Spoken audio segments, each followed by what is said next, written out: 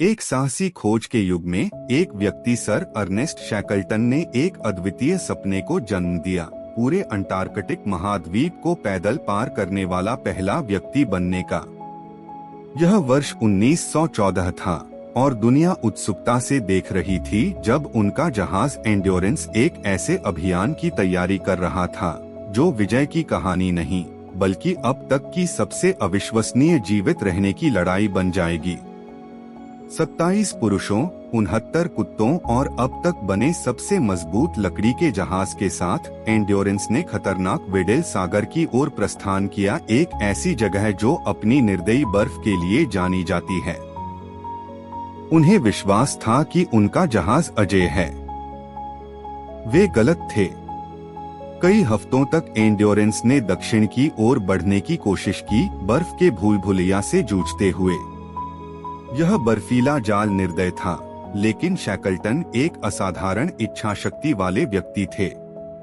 फिर भी अंटार्कटिक सर्दियों की अपार शक्ति के सामने उनका साहस भी टिक नहीं सका। जनवरी 1915 तक एंड्योरेंस पूरी तरह से बर्फ में फंस चुकी थी। जो रास्ता कभी उनका मार्ग था, वही अब उनकी कैद बन गया था। यह जहाज जो बर्फ तोड़ने के लिए बना था, अब उसी की दया पर निर्भर था, बर्फ में जकड़ा हुआ सफेद वीराने में अकेला। 9 लंबे महीनों तक वे बर्फ पर तैरते रहे, वेडेल सागर की अप्रत्याशित धाराओं के साथ बहती एक छोटी सी बिंदु की तरह। हर बीतते दिन के साथ आशा कम होती गई और उनके एकांत की भयानक सच्चाई स्पष्ट होने लगी। जब अक्टूबर 1915 में वसंत आया तो बर्फ फिर से हिलने लगी, लेकिन उनके पक्ष में नहीं। उसने जहाज को छोड़ा नहीं, उसने उसे कुचल दिया। एंड्योरेंस का मजबूत लकड़ी का ढांचा बर्फ की प्रचंड शक्तियों के सामने टिक नहीं सका। 27 अक्टूबर 1915 को शैकल्टन ने वह आदेश दिया जो कोई कप्तान कभी नहीं देना चाहता, जहाज छोड़ दो। एंड्योरेंस, उनका घर और आशा डूब रही थी। उन्होंने जो कुछ भी बचा सकते थे लिया और अपने जहाज, अपनी सभ्यता से एकमात्र कड़ी को ठंडी लहरों में समाते हुए देखा।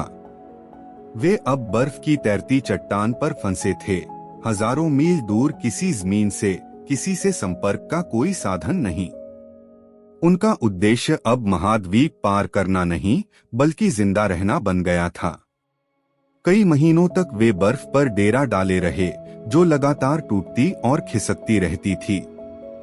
वे सील और पेंगुइन खाते थे और दर्दनाक निर्णय लिया कि अपने प्रिय स्लेज कुत्तों को भी मारना होगा, भोजन और संसाधन बचाने के लिए। हर दिन प्रकृति, निराशा और अंटार्कटिका की निष्ठुरता के खिलाफ एक संघर्ष था। जब उनकी बर्फ की चट्टान पिघलने और टूटने लगी तो शैकल्टन को समझ आया कि अब इंतजार का समय नहीं रहा। अप्रैल 1916 में बर्फ पर फंसे 497 दिन पूरे होने के बाद उन्होंने अपनी 3 छोटी नौकाएं जेम्स केड, डडली डॉकर और स्टैनकोम्ब विल्स समुद्र में उतारी। उनका लक्ष्य था दूर स्थित वीरान एलिफेंट आइलैंड। 5 दिनों तक वे खुले समुद्र में तूफानी लहरों, ठंड और प्यास से जूझते रहे। दिशा दिखाने के लिए केवल सेक्सटेंट और शैकल्टन का अडिग साहस था। उनके बचने की संभावना लगभग शून्य थी, लेकिन चमत्कारिक रूप से 14 अप्रैल 1916 को उन्हें भूमि दिखाई दी, एलिफेंट आइलैंड। यह ठोस जमीन थी, लेकिन जीवनहीन। वहां कोई नहीं था और बचाव की कोई संभावना नहीं थी। यह सिर्फ एक अस्थायी राहत थी।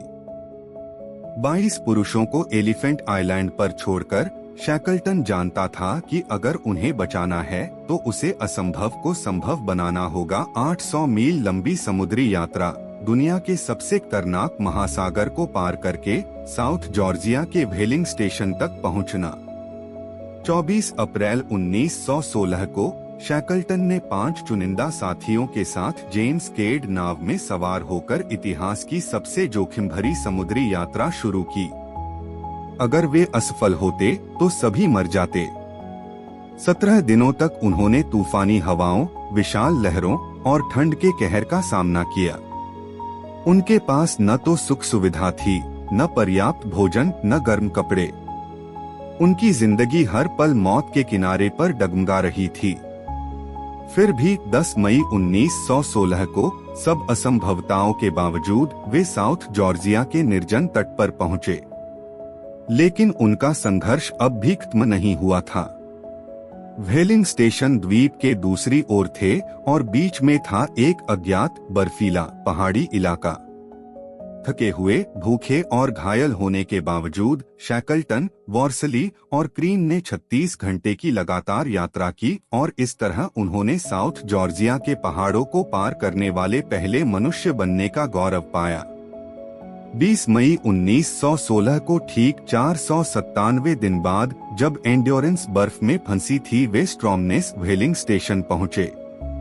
उनके चेहरे काले पड़ चुके थे, कपड़े फटे हुए थे, लेकिन उन्होंने असंभव को संभव कर दिखाया था। लेकिन उनका मिशन अभी पूरा नहीं हुआ था।